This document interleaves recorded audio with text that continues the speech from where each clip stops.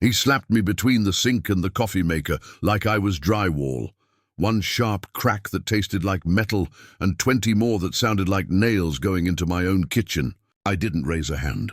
I counted. When the last one landed, my wedding mug, blue handle, chipped lip, slid off the counter and broke into 3 clean pieces on the linoleum. Before we continue, please subscribe to the channel and tell us where you're listening from. It was Tuesday, August 12th, 2025, a muggy Dayton evening, 8:17 p.m. by the stove clock. My son Evan, 34, stood close enough that I could smell drywall dust and cheap cologne. His wife, Camilla, leaned in the doorway with her arms folded, eyes sharp with approval. That cut deeper than the slap. She wanted to see me small, and he wanted to prove he could make me so. I need 10 grand. Dad, you're sitting on it. His voice was loud, performative, like he was playing to her. I'm not a bank, I told him. And the last time was the last time. He grabbed the ledger I kept by the fridge and slapped it across the table. It fell open on the page I had underlined in red, 2019. $120,000 promissory note. My down payment for his house. His signature, mine. The Miller family trust as holder until the debt was cleared. Those papers were for the bank, he sneered. Paper theater, I met his eyes. Then read the theater carefully. It's binding. The second slap rattled my jaw. Camilla smirked. And for the first time in my life, I realized my own son didn't just disrespect me. He wanted me humiliated. When they left, I set the broken mug handle beside the ledger, almost like proof on a scale. The landline light blinked red. My answering machine had caught everything. My voice saying, Evan, stop. The clatter, the breath, 20 slaps like nails in a coffin. I pressed save. My neighbor, Nurse Eloise, crossed the street minutes later, flashlight in hand. She took 2 photos of the bruise on my cheek and made me hold an index card with the time written on it. If you don't use them, fine. But proof tomorrow is weaker than proof today. Inside, I slid the photos in with the HOA demand letter, won $200 unpaid, and underlined the red $38,460 Evan already owed me in arrears. I placed the trust binder on the table where my mug used to sit. I didn't pray for my son to change. I prayed for my pen to stay steady. Proof isn't loud. It just lasts. I woke on August 13th at 5:42 a.m., the hum of the fridge sounding like a reminder that everything in the house was steady except me. In the bathroom mirror, a mustard-colored bruise was blooming across my cheekbone. I pressed my fingers to it and wondered which hurt more. The 20 slaps, or the fact my own son wanted an audience while he gave them. I took my late wife's apron from the hook by the stove. She passed in 2021 and I hadn't moved it since. I folded it neatly and set it on top of the trust binder I'd left out the night before, like I was covering a wound. I sat at the kitchen table and opened my old spiral ledger. There it was in red, $38,460 owed. Missed payments, interest, the repairs I paid for when that burst pipe wrecked his basement back in March. I had kept every receipt, stapled by month, hole punched into the binder. My pension was steady but not endless. Every dollar I spent patching Evan's mistakes was $1 less for the life I'd worked 50 years to afford. On the fridge, the HOA's demand letter was still pinned under a magnet shaped like a guitar. With 2 outstanding dues. He'd ignored it just like he ignored my reminders. I thought about how the debt wasn't just money, it was dignity, chipped away like paint. I called my brother Hank at 7:15. Hank spent 30 years in the sheriff's department, and his voice still had that clipped patience of a man who has seen too much. I told him what happened. He let a long silence hang before saying, "Don't swing, file." Then he said it again, slower. "Don't swing, file." That same morning, I stepped outside and Nurse Eloise waved from her driveway. She came over, camera still in her hand, and asked if I'd slept. I told her the truth, I hadn't. She nodded and said, "Bruises fade, but dates don't. Make sure you write it down." She jotted her own note as a witness, signed it and folded it into my pocket. That evening, I couldn't sit still. I drove to Evan's place on Summit Street, parking down the block. Through the lit window, I saw him holding his little boy, my grandson, bouncing him high into the air while Camilla laughed. It was a picture-perfect family scene. But it cut deep because just hours earlier, that same man had left my kitchen with the sound of his hand still echoing on my skin. I cried in the truck, not for the slap itself, but for the man I raised and the man he decided to become. On August 15th, I sat across from Attorney Rhodes in his cramped office above a pawn shop on Salem Avenue. He wore a tie that looked older than me, and he had the calm eyes of someone who lived in paper more than people. I slid the trust binder across his desk. He opened it carefully, scanning the 2019 promissory note, the recorded mortgage, and my ledger. "You kept every receipt?" he asked. "Every one," I said. He smiled faintly. "Then you don't need to shout. You need to climb." That's when it sank in. I wasn't just a humiliated old man. I was a lender, a trustee. And my son wasn't just a bully. He was a borrower who had defaulted on obligations I could prove. When I left Rhodes's office, the Dayton air felt different. It wasn't cool or forgiving, but it carried something I hadn't felt since before Evan's hand hit my face. Resolve. I wasn't planning revenge. I was preparing an accounting, and this time the numbers would slap louder than he ever could. I didn't plan revenge. I planned accounting. By September 10th, the bruise on my cheek had faded, but the bruise on my pride hadn't. I sat at the kitchen table with Attorney Rhodes's email open on my old laptop. He had attached the arrears calculation, 38,460, down to the dime. The figure looked almost clinical in black and white, but to me, it was every late-night phone call, every "I'll pay you next month, Dad," every shrug when I mentioned the HOA letter. Numbers don't lie, but people do. On September 12th, I walked to the post office with Hank at my side. We sent 3 certified letters with green cards tucked into the envelopes. One to Evan and Camilla at their Summit Street address, one to his P.O. box, and one to his worksite on Hart Street. Notices of default. My name signed steady across each one. Hank watched me press the envelopes into the clerk's hand. Then he said, "That's the sound of a line being drawn." That same week, I filed for a civil protective order.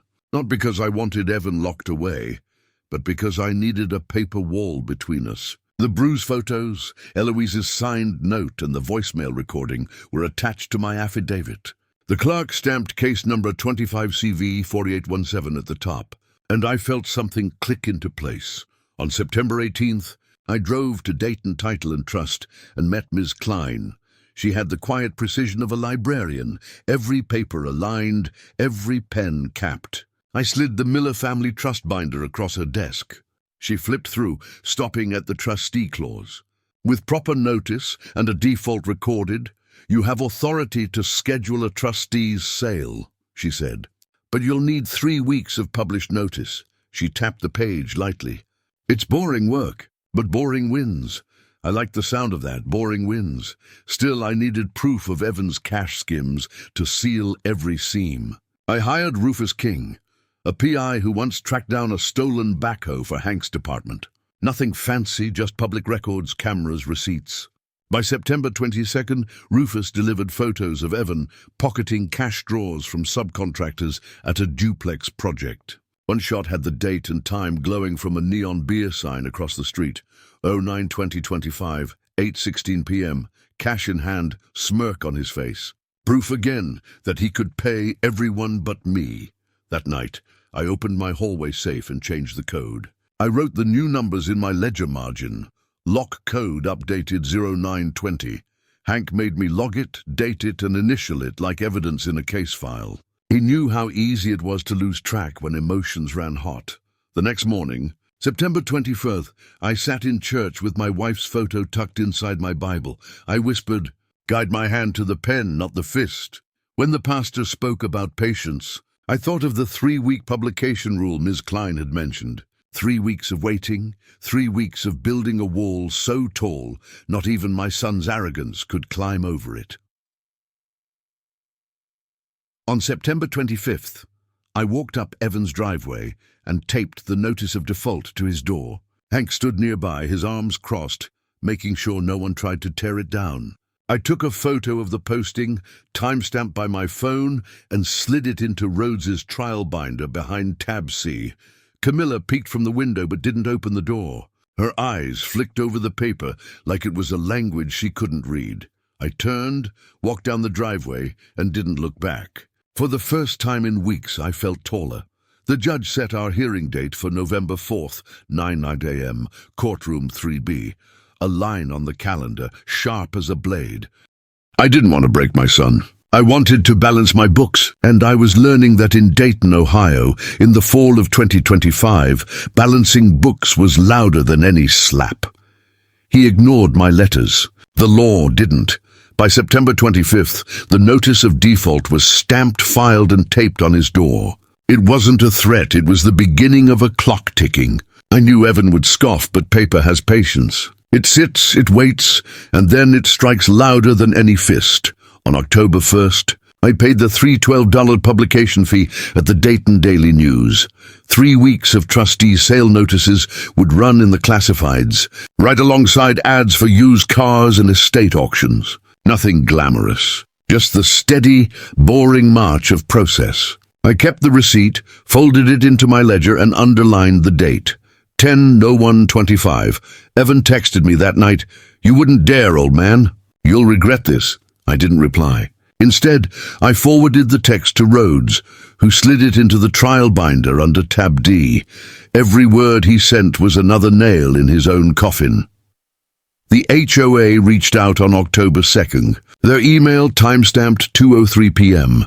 They confirmed they'd cooperate if their $200 lien was settled at closing. I printed the email, highlighted the figure, and added it to my stack. Ms. Klein, precise as ever, sent me a pre-closing checklist.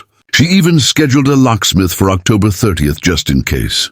She said it plainly, not until after notice is run. Then legally, you'll hold the keys.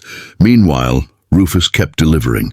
On September 29th, he caught Evan pawning tools at a strip mall shop for $540 cash. The pawn slip glowed under the fluorescent lights in Rufus's photo. Evan wasn't broke. He was careless. And careless is easier to catch than cruel.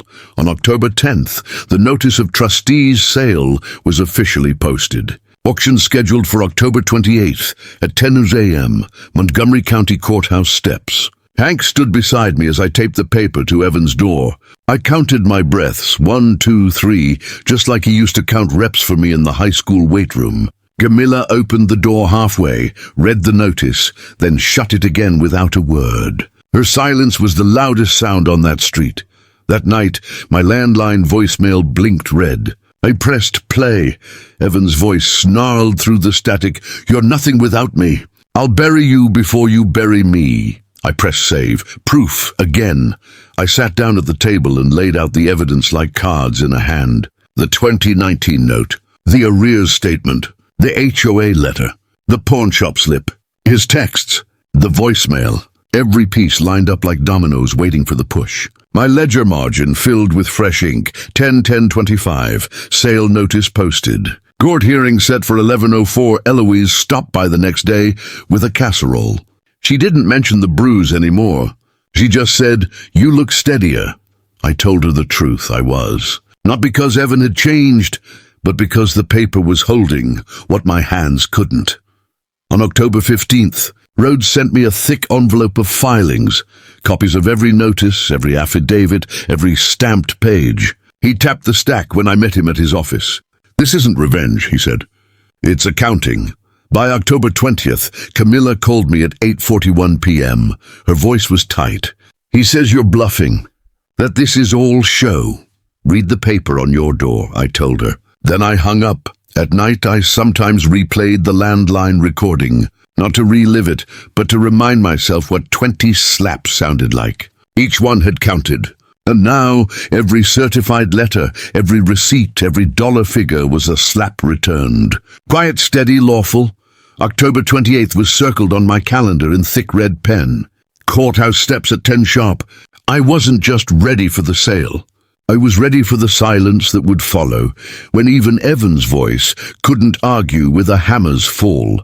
He brought muscle, I brought minutes. On October 28, 2025, the Montgomery County Courthouse steps looked ordinary. Lawyers carrying files, a couple fighting over parking, a bailiff sipping coffee. But at 9:55 a.m., I felt the weight of 7 weeks pressing into my chest. The trustee's sale notice had promised 10 sharp, and I'd learned to trust the clock more than my son's word. Evan arrived like it was a performance. He pulled up in his battered F-150 with 2 friends leaning against the hood, arms crossed, smirks already primed. He strutted across the concrete in a jacket too new to be his, calling out, "End of the line, old man. You think you can sell my house?" Hank stood beside me, hands in his pockets, his sheriff's posture still intact even in retirement. On my other side, Ms. Klein held a clipboard, hair pinned neat as always, eyes scanning the papers like a conductor before the first note. At 10 on the dot, the auctioneer, short man in a grey suit, voice steady, cleared his throat and read the notice of trustee's sale. "Opening bid equals arrears owed under the promissory note," he announced. $38,460. Silence. Then a man from the back, a local investor with a ball cap and a folded check in his hand, called out a higher number. Another bidder raised it. Evan looked around, waiting for me to step in, to rescue him the way I always had. I didn't move. $389,000, the bidder in the cap finally said. The gavel fell, sold. The sound wasn't loud, but to me it was louder than 20 slaps. My son's face drained of color, his smirk collapsing into panic. "You can't do this. This is illegal," he shouted, voice cracking. His friends shifted uncomfortably, suddenly less like muscle and more like boys watching a father scold a child. Miss Klein clicked her pen. "Sale confirmed," she said softly, handing me a copy. Hank checked his watch, then said, 10:02. "Right on time." Evan lunged toward me, but the bailiff stepped between us. "You touch him here," the bailiff said, low but firm, "and it's not civil anymore." Camilla had been standing behind Evan, silent.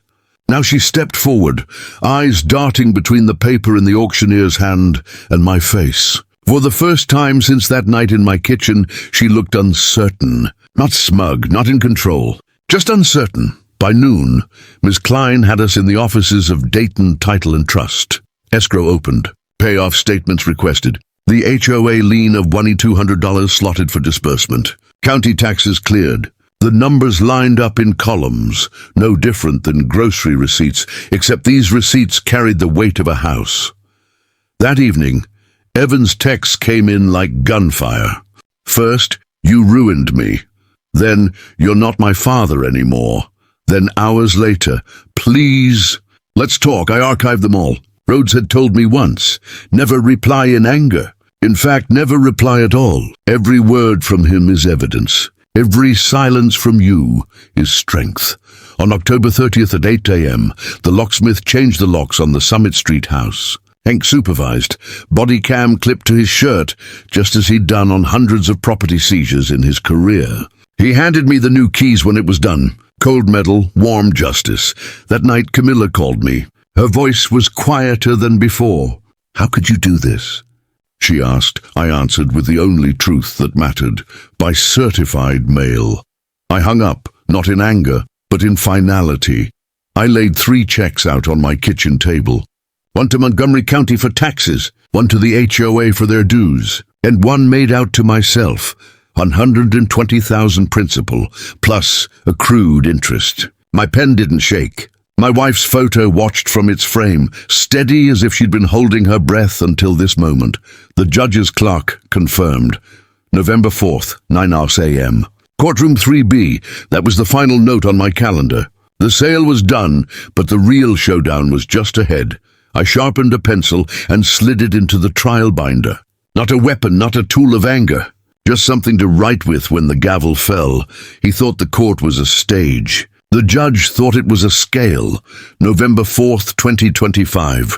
Courtroom 3B smelled of old carpet and tired wood polish. The pew benches creaked as people shifted, waiting for their own cases. To most, I was just another name on the docket. But to me, this room was the edge where 20 slaps would finally meet 20 pieces of proof. I walked in with Rhodes at my side, his trial binder under his arm. Hank sat 2 rows behind me, arms folded, posture unshakable. Eloise was there too, crisp in her nurse's uniform, her photos and signed note tucked into a folder. Even Ms. Klein had come, papers neat and orderly in a manila envelope.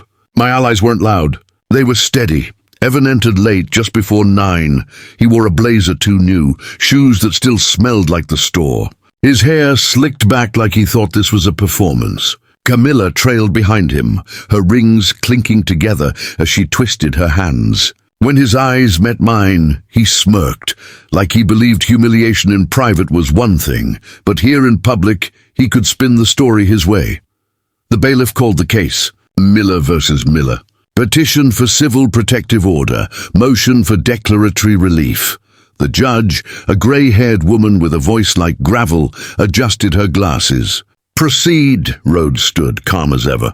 Your Honor, this is not about vengeance. It's about boundaries and debt. He slid the promissory note from 2019 onto the evidence table.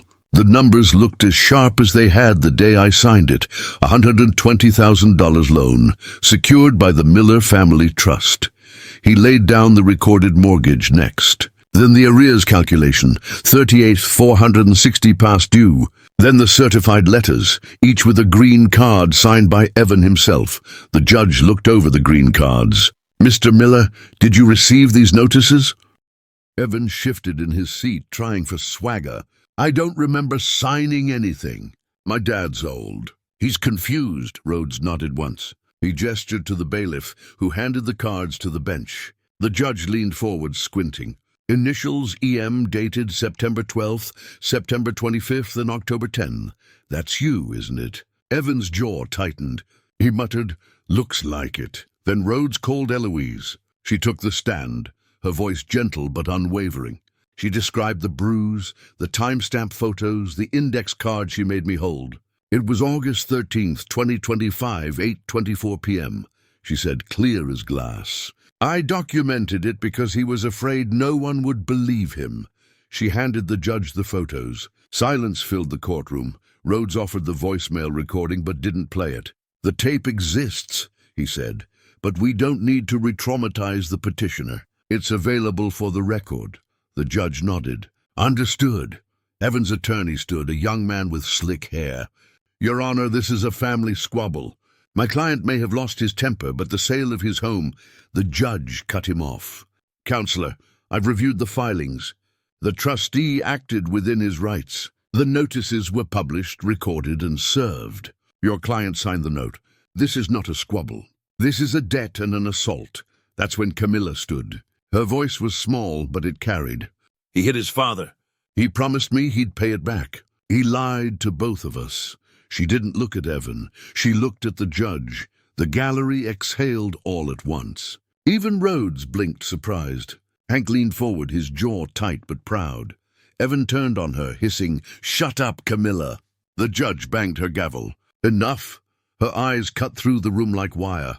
Mr. Miller, you think this is theater? It is not. This is a scale. And on one side I have your father's bruises, his receipts, his certified letters, and his rights as trustee. On the other side, I have your denials. The scale is not balanced. She issued the order, a 1-year civil protection order in my favor, barring Evan from my home and contact. She affirmed the validity of the trustee's sale, denied Evan's request to undo it, and ordered him to pay $3,800 in my attorney's fees for frivolous filings. The gavel fell at 9:47 a.m. Just like that, 7 weeks of tension collapsed into 27 minutes of order. Evan slumped in his chair, eyes fixed on the floor. The same son who once towered over me in my kitchen now looked smaller than he ever had. Camilla sat back down, silent, her hands folded as if in prayer. I didn't smile. I didn't gloat. I just wrote the date and time in my ledger. 11:04:25, protection granted. Sale upheld. As we left the courtroom, Hank clapped a hand on my shoulder. Paper beats fists, he said. I nodded, clutching the binder like a shield.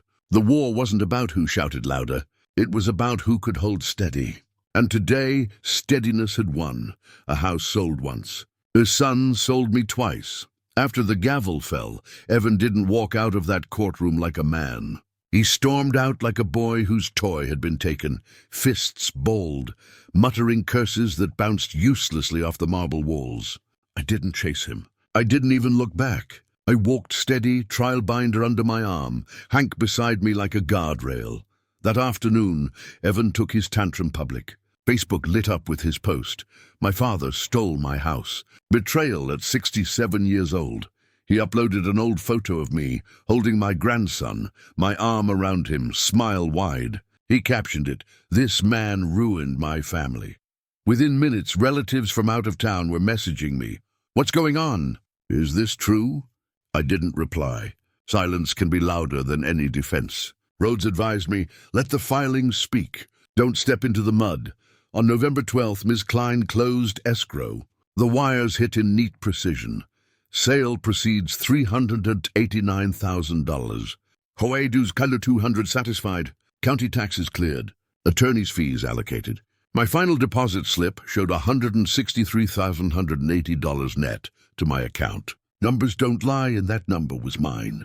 I drove to Fifth Third Bank, slid the deposit across the counter, and watched the teller stamp it. I asked for a paper receipt and folded it twice, slipping it into my ledger. That was louder than any accusation on social media.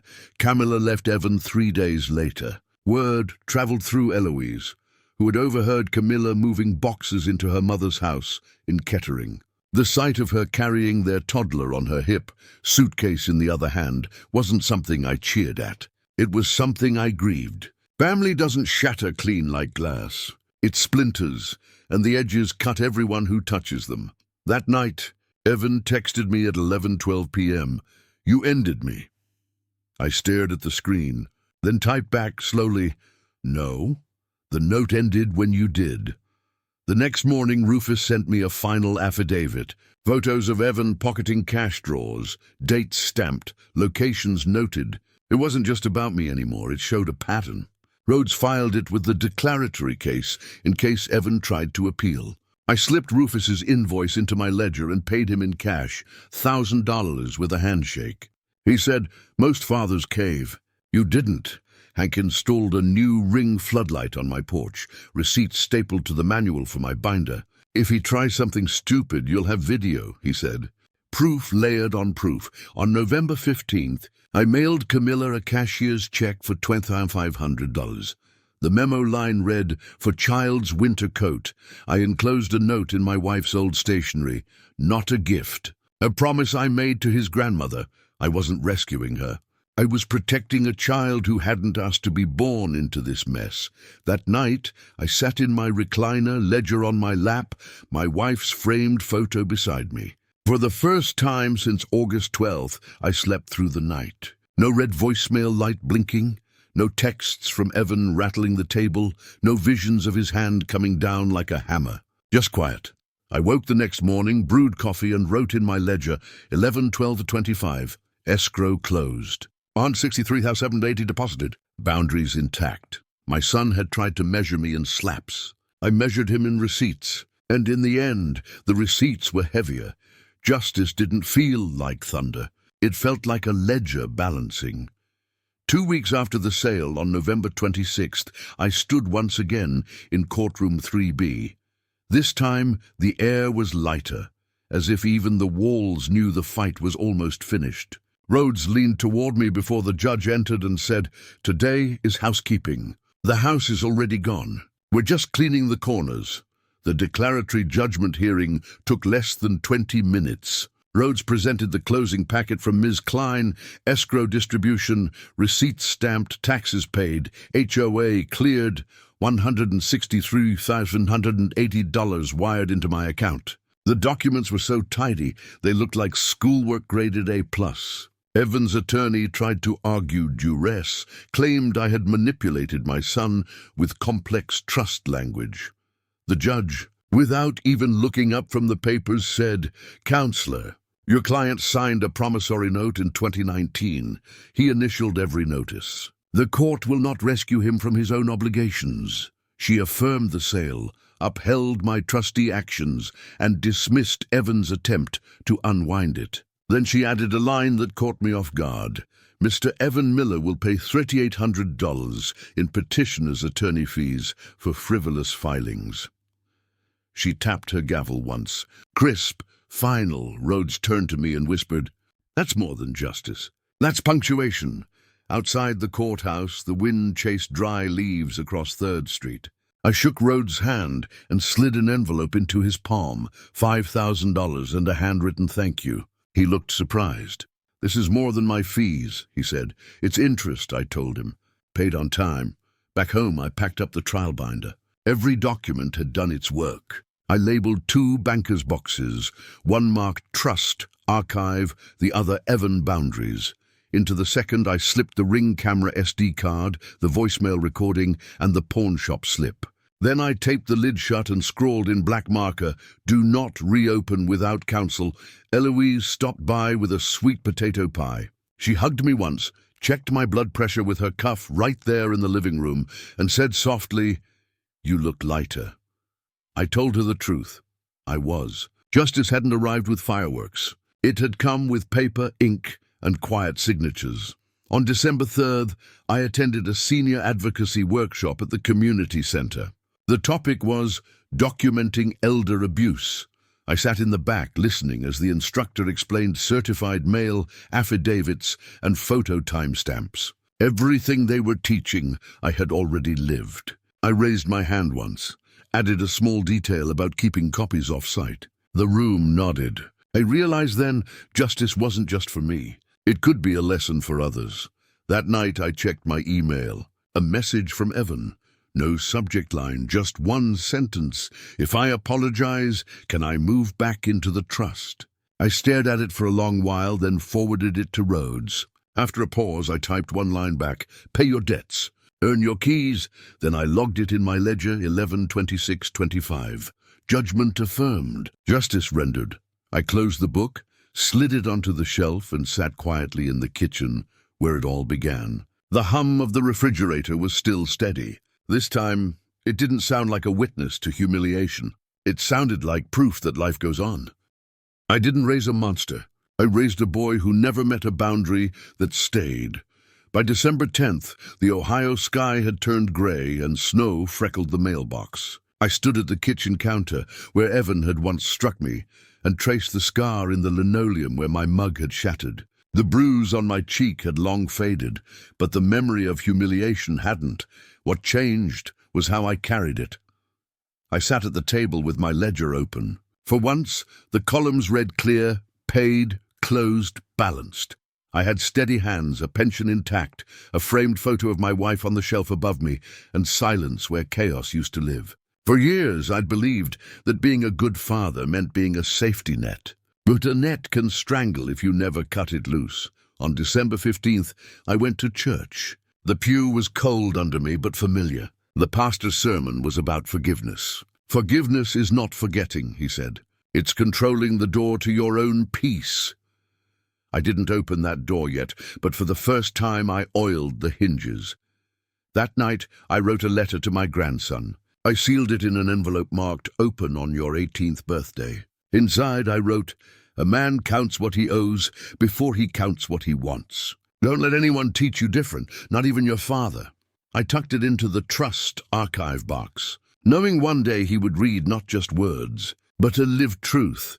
I also began volunteering at the community tool library. My first day, a boy about 15 walked in, struggling with an extension cord he had wound into a hopeless knot. I showed him how to loop it properly, how one coil feeds the next. His face lit up with the kind of pride only comes from learning something useful. My father taught me that same skill when I was his age. Passing it down felt like justice, too.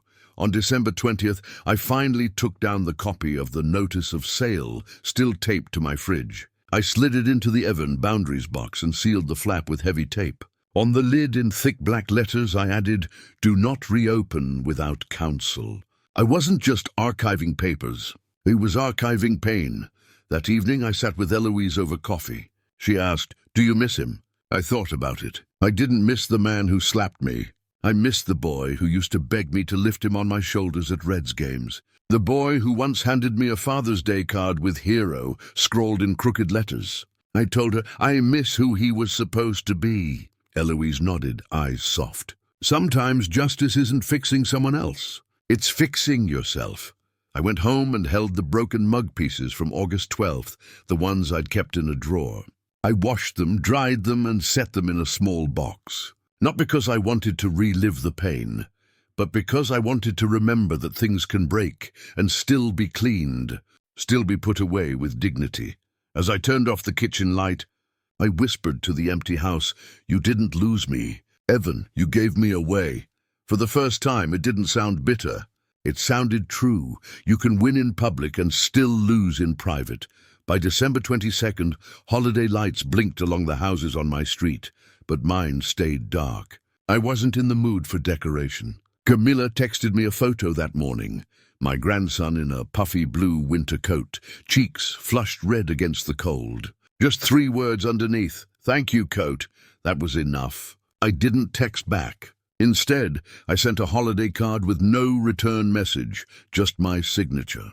Some lines don't need to be blurred again. Christmas Eve, Hank invited me over for ham and cards. His dog begged at the table, and we laughed at reruns on the old TV. For a moment, it felt normal, like before August 12th, but I could still feel the absence, a sun-shaped hole at the table. Hank noticed, because brothers always do. He topped off my coffee and said, "Sometimes blood's just another word for paperwork." He was right. That night, I came home to a voicemail on my landline. Evan. But he didn't speak, just breathing. The same kind of breath I heard between slaps that night in my kitchen. I saved the message, not as evidence, but as a reminder. Some silences weigh more than words. On December 29th, Ms. Klein mailed me the official closing packet. The final closing disclosure listed every number clean, $389,000 sale. $200 HOA paid, $3,800 legal fees awarded, $163,780 net deposited. I placed the packet in the trust archive box, the last piece of this chapter. By January 5th, I updated my will. Rhodes sat across from me, flipping through each clause. I changed one thing. Any future help to Evan would go through a spendthrift trust. Conditions attached, treatment, restitution, time. No direct gifts, no blank checks. If he wanted anything, he'd have to earn it by meeting those conditions. Rhodes slid the signed copy back to me. "Boundaries on paper," he said. "The only kind that stick." A week later, I drove past the Summit Street house. It was painted a fresh color, the porch light glowing. A new family's Christmas wreath still hanging on the door. I didn't slow down. I didn't roll down the window. I didn't say goodbye to the house. I said goodbye to the version of me that once believed love meant paying forever. At home, I took the broken mug pieces one last time from the box I kept them in. I placed them in a mason jar, labeled it August 12th, 2025, and set it on the top shelf in my garage. Not in the kitchen, not in the living room. Out of sight, but not erased. Proof that I had survived something meant to break me. That night, Eloise stopped by with leftover cookies. She looked around at my undecorated house and said, "You know, sometimes quiet is a gift too." She was right. For the first time, I let the house stay undecorated without guilt. Quiet was my gift that year. I poured myself a cup of coffee, sat at the table, and flipped open my ledger to the last page. With a steady hand, I wrote 12/29/25, case closed, trust intact, boundaries permanent. Then I closed the ledger, slid it onto the shelf beside my wife's photo, and whispered, "Merry Christmas, darling." I did it. He taught me something when he slapped me. Count. On January 31st, 2026, I stood at the Dayton Community Center, facing a room of 12 seniors, 3 yellow pads, and 1 dented coffee urn sputtering in the corner. The workshop flyer had read "Paper Trails for Peace of Mind." I was the guest speaker. Not because I asked, but because Eloise had suggested it to the director. I held up a certified mail green card and said, "This little piece of paper is louder than any shout, louder than any threat, because it sticks." A woman in the front row nodded hard, clutching her purse tighter. A man with a cane raised his hand and said, "My son borrows my bank card." Never pays me back. I don't know what to do. We sat together after class, side by side at a folding table. I showed him how to start a ledger, how to list amounts, dates, receipts. He looked at me like I was handing him armor. Maybe I was. I left him my pen. Walking out into the pale winter light, I felt something I hadn't in months. Useful.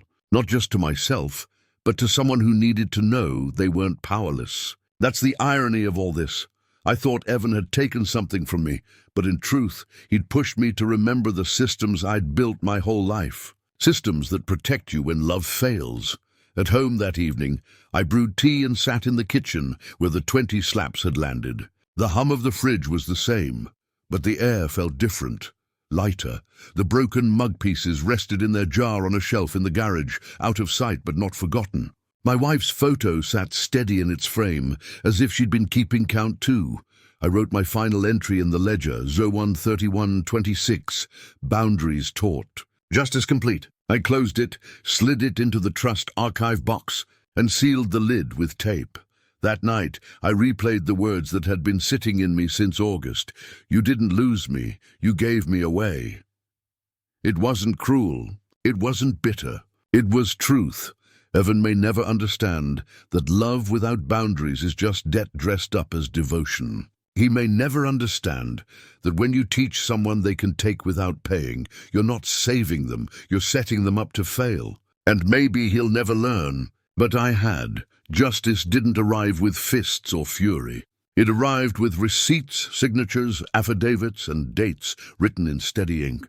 Justice was a ledger balanced, and the final irony? My son thought he'd humiliate me with 20 slaps. Instead, he handed me 20 reasons to prove the law was on my side. He gave me a story, and in telling it I gave myself back my dignity.